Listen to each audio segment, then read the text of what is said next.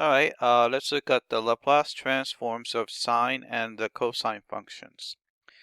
Alright, so let's look at the, let's try to find the Laplace transform of s of kt.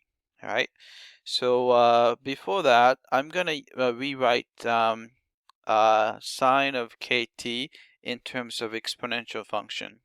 Alright, remember that the sine of theta is equal to e to the I theta minus e to the negative I theta over 2I, right?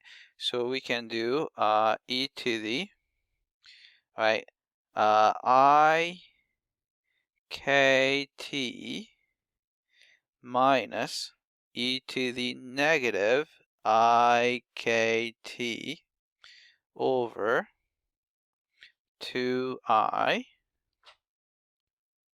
right? So since 2I, 1 over 2I is just a constant, so I'm going to put it outside. So 1 over 2I.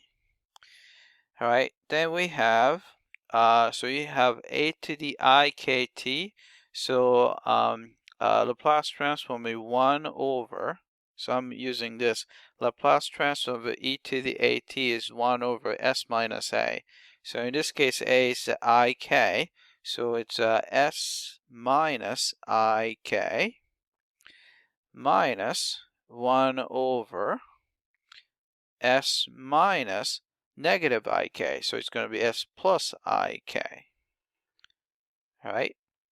Then I'm going to just take the common denominator. So it's a 1 over 2I. All right, so common denominator is going to be just the product of these denominators. So you have s squared minus ik squared. So it's going to be s squared minus, but the I squared is negative 1, so it's going to be plus k squared. So you have s plus ik and minus s minus ik. All right? So we can cancel s minus s. Then if you add them up, you get this. All right, so you have 1 over 2I. So you're going to have ik plus ik. So 2ik. We have s squared plus k squared.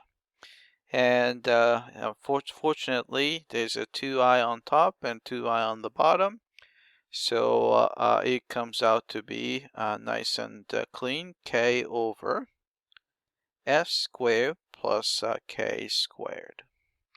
All right, so that's the Laplace transform of sine of kt. All right, how about the Laplace transform of cosine of kt? All right, we can use the same trick.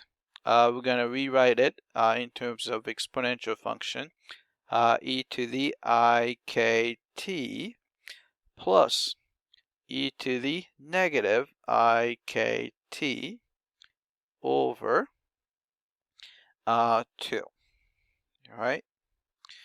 So 1 over 2 is constant, so I'll just put it outside. All right. Then we have Laplace transform of e to the I kt would be 1 over s minus ik, and plus Laplace transform of e to the negative ikt would be 1 over s minus negative ik. All right, then take the common denominator, just like before. We get s squared plus k squared. Then you're going to have s plus ik plus s minus ik. So we can cancel ik and ik here. And then you're going to have actually 2s and cancel with 2. So you end up getting just s over s squared plus k squared. All right, so Laplace transform of cosine of kt is s over s squared plus kt.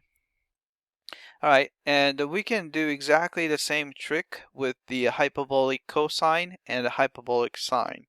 All right, so hyperbolic cosine using the same trick, hyperbolic cosine of x is equal to e to the x plus e to the negatives over 2. and I forgot to write down the hyperbolic sine of x is e to the x minus e to the negative x over 2.